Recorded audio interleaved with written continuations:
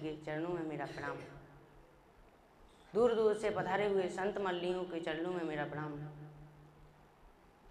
श्रोतागण, बंधु, मित्र, कंधा से कंधा मिलाकर चलने वाले मेरे मित्र बंधु, छोटे छोटे बाल गोपाल, माता अनुसुईया के चरित्रों को चरितार्थ करने वाली मातृ शक्ति को जय जय श्री राधे श्याम, जय जय श्री राधे श्याम। आइए परम मंगलमय कथा में प्रवेश करते हैं। विगत दिवस पहले हमने श्रवण किया कि धुंधकारी की मृत्यु कैसे हुई और बहुत प्रेत योनि में गया और श्रीमद् भागवत जी की कथा श्रवण करने से उसे मुक्ति मिल गई। आइए कथा श्रवण करते हैं।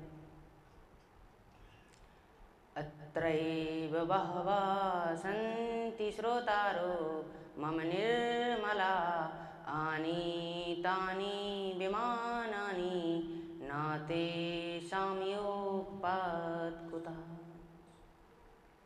गोकर्ण जी कहते हैं कि हे प्रिय पार्षदों, जो ये श्रोता बैठे हैं ना, इनने भी कथा श्रवण की है शुद्ध हृदय से। इन्हें भी फल मिलना चाहिए, मुक्ति मिलना चाहिए। तो भगवान के पार्षद कहते हैं कि इनने कथा तो श्रवण की है, लेकिन धुंधकारी जैसा चिंतन नहीं किया है। कथा के साथ साथ चिंतन करना परम आवश्यक है, तभी हमें श्रीमद् भागवत जी की कथा श्रवण करने का फल प्राप्त होगा। इसीलिए कहा है भूता रमा परमात्मा च मुक्ता नाम परमा गति। कितना भी कुकर्मी व्यक्ति हो, उसने पाप ही पाप किए हो, अकेली श्रीमद् भागवत जी की कथा श्रवण करने से उसे मुक्ति मिल जाती है, मोक्ष मिल जाता है। प्रेत योनि में भटकते रहते हैं, उन्हें भी मुक्ति मिल जाती है, मोक्ष मिल जाता है। हमारे गुरुदेव कहते हैं कि श्रोता 3 प्रकार के होते हैं। एक घोड़ा की तरह, एक बकरी की तरह, एक भैंस की तरह। बोले ना हमें घोड़ा की तरह श्रोता बनना है और ना हमें भैंस की तरह श्रोता बनना है, हमें सिर्फ बकरी की तरह श्रोता बनना है। क्योंकि जब बकरी सरोवर में या तालाब में पानी पीने जाती है ना, तो अपने आगे के दोनों पैर आराम से रखेगी और पानी पिएगी और वापस आ जाती है। उसी प्रकार जब घोड़ा उस सरोवर में पानी पीने जाता है ना, तो जैसे ही अपने दोनों पैर उस सरोवर में रखेगा तो उस सरोवर में लहरें आने लगती हैं। और जब भैंस उस सरोवर में पानी पीने जाती है तो पूरे सरोवर में खलबली मच जाती है। उसी प्रकार भैंस की तरह जब श्रोता पंडाल में प्रवेश करता है ना, तो पूरे पंडाल में तबाही तबाही मच जाती है। आपको बताएं बंधुओं, श्रोता 3 प्रकार के होते हैं, श्रोता, श्रोता और श्रोता। श्रोता का अर्थ है बंधुओं कि जब हम कहीं नाच गाने में जाते हैं तो वहां हमें नींद नहीं आती है, वहां हमें बहुत अच्छा लगता है। और जहां श्रीमद् भागवत जी की कथा हो रही हो और हम कथा श्रवण करने के लिए जाते हैं तो वहां हमें नींद आ जाती है। ऐसा लगता है इससे अच्छा और कोई स्थान है ही नहीं सोने का। किसी ने बहुत सुंदर शेर लिखा है, आइए कहते हैं। कथा होवे वहां श्रोता सोवे, बक्ता मूढ़ पचाया रे। होवे जहां कहीं स्वांग तमाशा, तो तनक न नींद सताया रे। डर लागत और हंसी आवत, अजब जमाना आया रे, अजब जमाना आया रे। श्रोता का अर्थ है कुछ श्रोता कथा में आते हैं और कई प्रकार के वार्तालाप करेंगे। कहेंगे चलो व्यास जी का कंठ कैसा है देखने चलते हैं।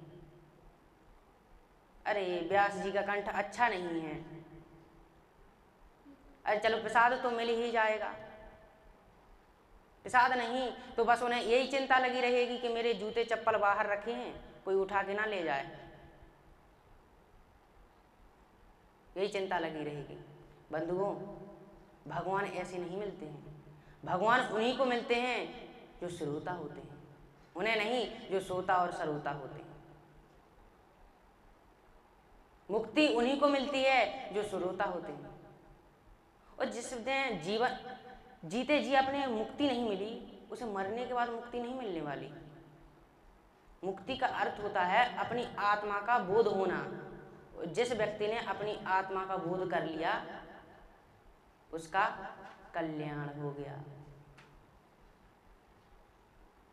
जगत गुरु शंकराचार्य जी कहते हैं, पुनरपि जननम पुनरपि मरणम पुनरपि जननम पुनरपि मरणम पुनरपि जननी जठरे शयनम यह संसारे खल दुस्तारे कृपया पारे पाहि मुरारे भज गोविंदम गोविंदम भज मूढ़मते। जगत गुरु शंकराचार्य जी कह रहे हैं कि जिस व्यक्ति ने अपने जीवन में अपनी आत्मा का बोध कर लिया, उसका कल्याण हो जाता है। पुनरपि जननम पुनरपि मरणम, बार बार जन्म ले लो, बार बार मर लो, लेकिन मुक्ति नहीं मिलने वाली, मोक्ष नहीं मिलने वाला। हमारे ब्रज के संत स्वामी श्री अखंडानंद जी कहते हैं कि हमें ऐसे कार्य करते रहना चाहिए जिसमें हमारे परमात्मा के कार्य हो, गोविंद के कार्य हो, कृष्ण के कार्य हो, गोविंद का भजन हो। इसलिए कहा है भज गोविंदम गोविंदम भज मूढ़मते। यानी हमें गोविंद का नाम, प्रभु का नाम, कृष्ण की कथा श्रवण करना चाहिए। अब हम सनत कुमार के प्रसंग पर चलते हैं।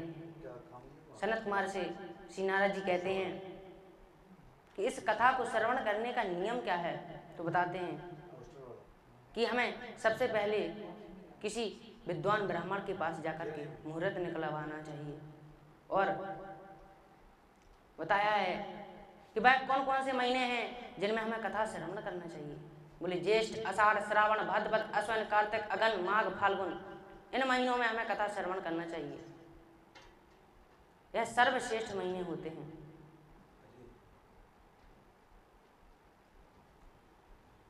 और वह कौन से महीने हैं जिनमें हमें कथा श्रवण नहीं करना चाहिए। बोले चैत्र और पूष, इन 2 महीने में कथा श्रवण नहीं करना चाहिए।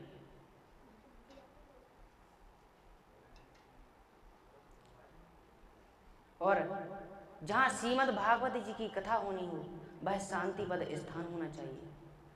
और व्यास जी के बगल में एक तुलसी का पौधा होना चाहिए। वक्ता के बगल में सुंदर सुंदर वेदियों का निर्माण होना चाहिए। वह कौन कौन सी वेदी हैं, आइए बताएं हम आपको। सर्वतोभद्र वेदी, नवग्रह वेदी, षोडश मातका, सप्तघृत मातका, रुद्र कलश, पितृ कलश, विष्णु कलश, षष्ठ योगिनी जैसी वेदियों का निर्माण होना चाहिए। बोले और व्यास जी के साथ 5 ब्राह्मण होना चाहिए जो श्रीमद् भागवत जी के 18,000 श्लोक का पाठ करें, 12 अक्षर का पाठ करें, विष्णु सहस्त्र नामक का पाठ करें, गायत्री का जप करें, गणपति जी का जप करें। और व्यास कैसा होना चाहिए। बोले व्यास को सबसे पहले तो ब्राह्मण होना चाहिए और अपनी गलतियों का अनुसरण करे, अपनी गलतियों को समझ सके, श्लोक पढ़ करके अच्छे से समझा सके, अच्छे दृष्टांत सुना सके। एक जगह श्रीमद् भागवत जी की कथा हो रही थी। व्यास गद्दी पर बैठ करके व्यास जी कथा कर रहे थे। व्यास जी मंगलाचरण कर रहे थे। उस मंगलाचरण में एक श्लोक गलत हो गया। वह श्लोक था, जयंती मंगला काली भद्रकाली कपालिनी दुर्गा क्षमा शिवा धात्री स्वाहा सुधा नमोस्तुते। यह श्लोक सही है। व्यास जी का श्लोक गलत हो गया था। जयंती मंगला काला भद्रकाला कपालना दुर्गा क्षमा शिवा धात्रा स्वाहा सुधा नमोस्तुते। यह श्लोक गलत है। व्यास जी जैसे ही इस श्लोक का उच्चारण कर रहे थे, वहीं विद्वान जानकर बैठे हुए थे। वो तुरंत उठ करके खड़े हो गए और कहने लगे, व्यास जी आपका श्लोक गलत हो गया है। तो व्यास जी कहने लगे, मेरी किताब में तो ऐसे ही लिखा है। दोनों में लड़ाई होने लगी महाराज। तब विद्वान किसी ब्राह्मण को बुलाया गया और उन्होंने देखा कि व्यास जी की किताब में गलत लिखा है। इसलिए बंधु, व्यास को विद्वान होना चाहिए। और बताया है कि व्यास को धूम्रपान से रहित होना चाहिए। वेद व्यास जी हरि पुराण में लिखते हैं, धूम्रपानम रतम विप्रम दानम कुर्वन्ति ये नरा दातारो नरकम यान्ति ब्राह्मणो ग्राम सूकरा। यानी वेद व्यास जी कहते हैं कि जो यजमान ऐसे ब्राह्मण को दान करता है, ऐसे वक्ता को दान करता है, वह नरक में वास करता है। और वह ब्राह्मण, वह वक्ता उस शहर का, उस गांव का सुअर बनता है। जगत गुरु शंकराचार्य जी कहते हैं अपने भाषण में, विजयाकल्प में कम तु नागनी दशम कल्पम तु वारुणी सहस्त्र कल्पम तु धूम्रपानम नन विद्यते।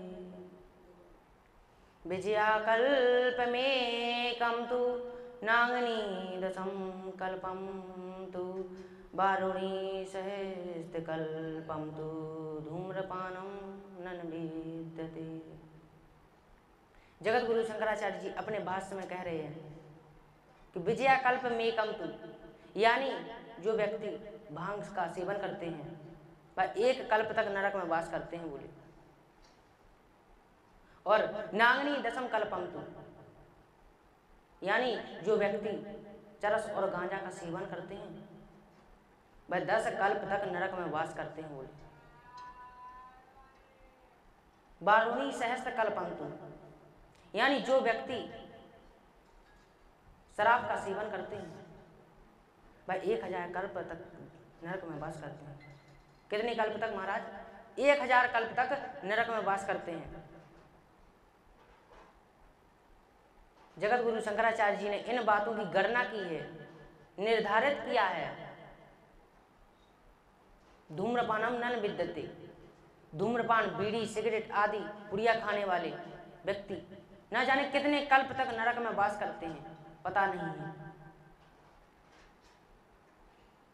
और श्रोता को एक आसन पर बैठ करके कथा श्रवण करना चाहिए। जहाँ श्रीमद् भागवत जी की कथा हो रही हो वहां में कभी पैर करके नहीं बैठना चाहिए, क्योंकि वह आसन दरिद्र आसन है। उस आसन का ही नाम दरिद्र आसन है। और बोले इस कथा को श्रवण करने का नियम क्या है, तो बताते हैं कि सबसे पहला नियम तो है कि श्रोता और वक्ता दोनों को ही घी पी करके कथा श्रवण करना चाहिए। दूसरा नियम बताया है कि दूध और फल लेकर के कथा श्रवण करना चाहिए। तीसरा नियम बताया कि श्रोता और वक्ता को दोनों को ही अल्पाहार करके कथा श्रवण करना चाहिए।